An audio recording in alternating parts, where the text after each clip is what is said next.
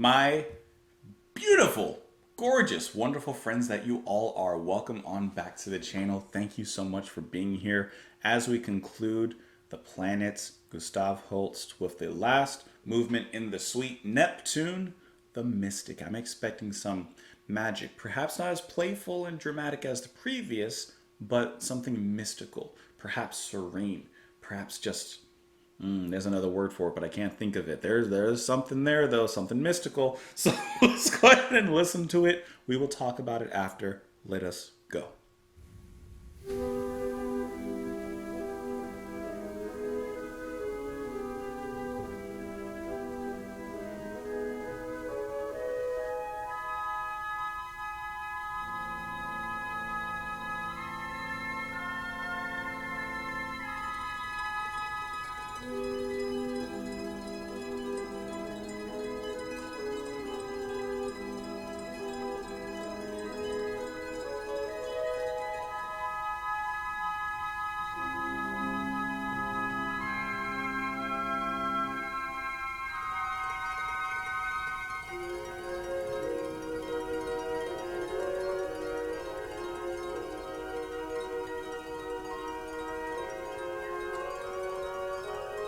I love that harp just continually striking gently in the back.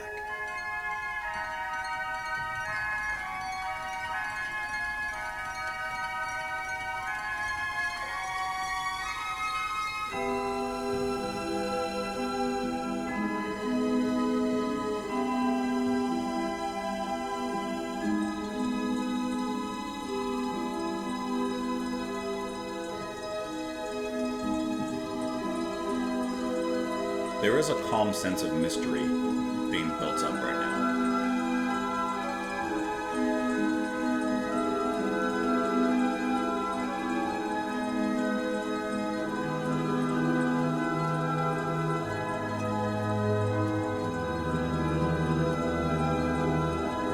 Oh, that's a magical sweep.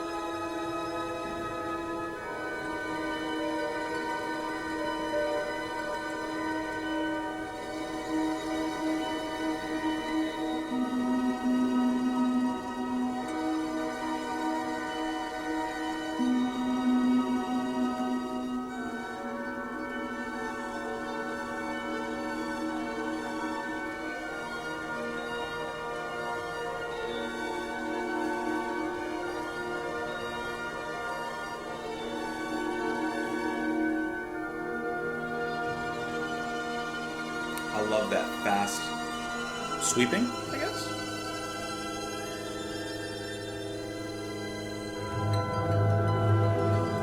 I like the way that this piece is carrying the drama. It's like spacey waves bouncing back and forth.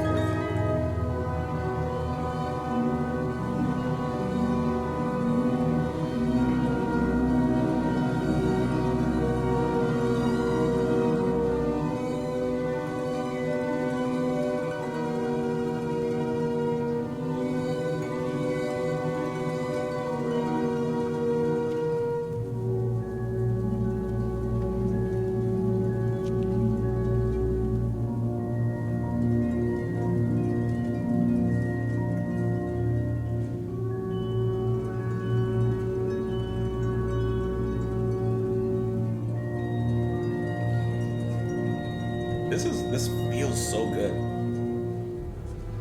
It's very relaxing.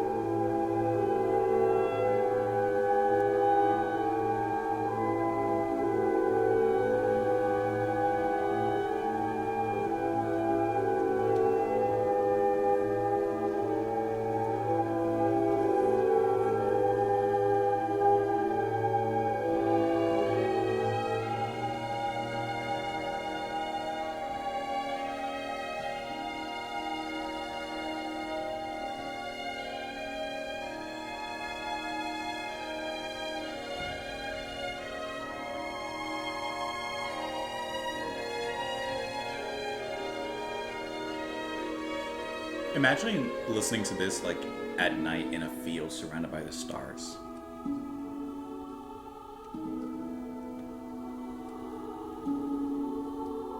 Do we have a choir now?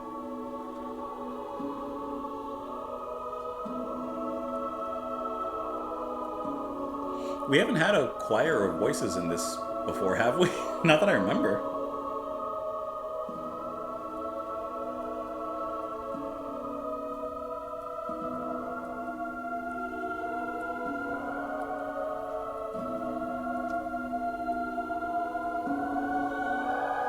Interesting. That's really cool.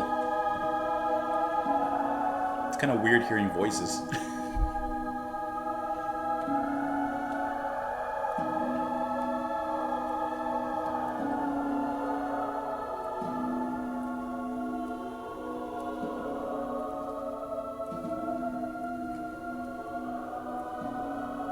And the strings gently being plucked right beneath.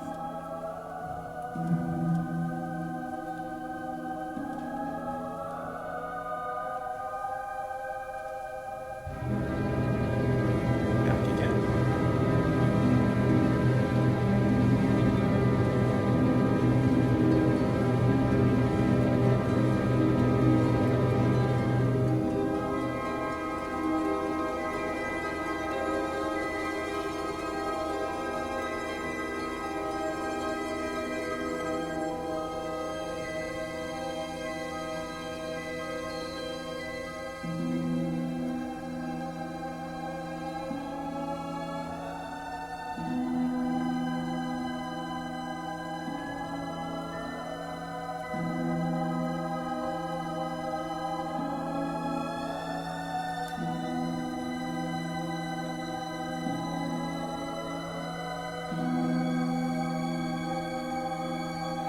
They keep raising and elevating in this kind of haunting way.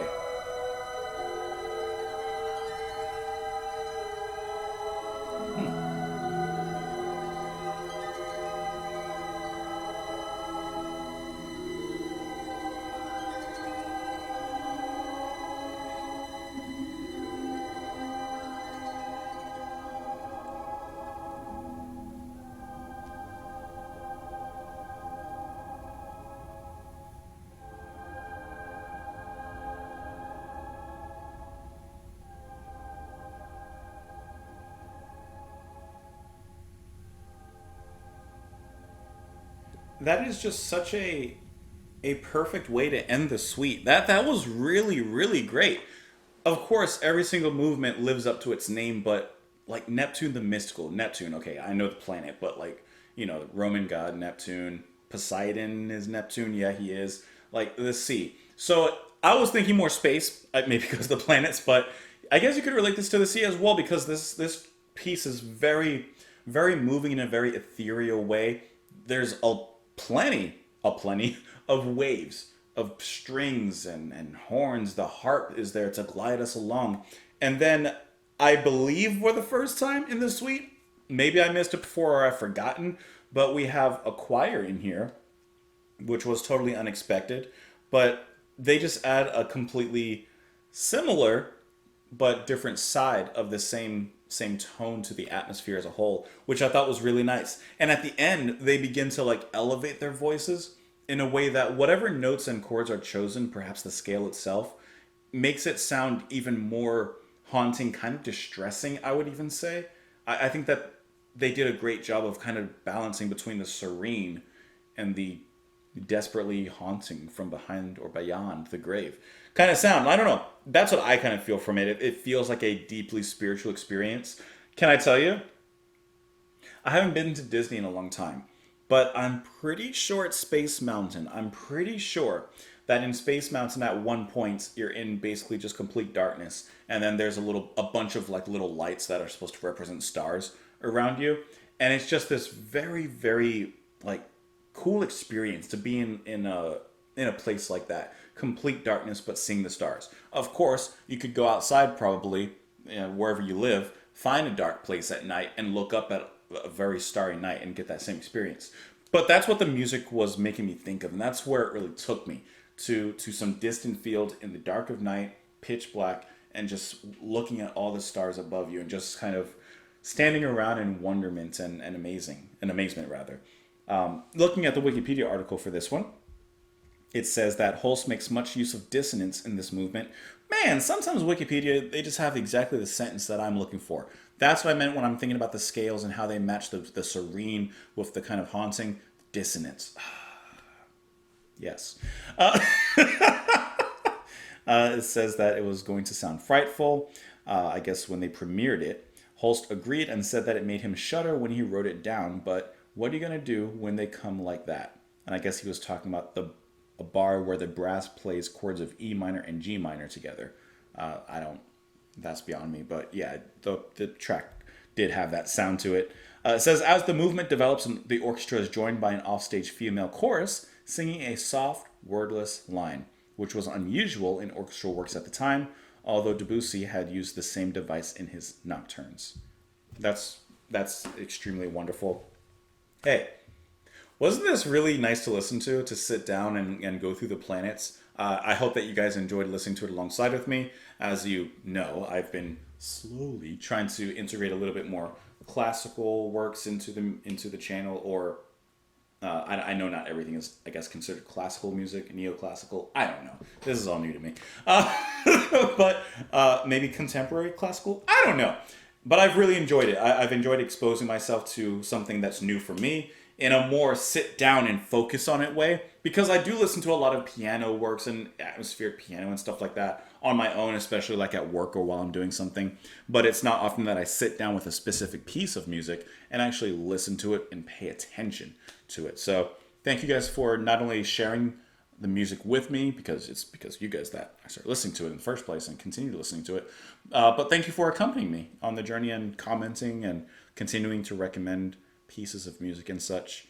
So thank you for that. Of course, before you leave, please like the video if you can. You can share it too.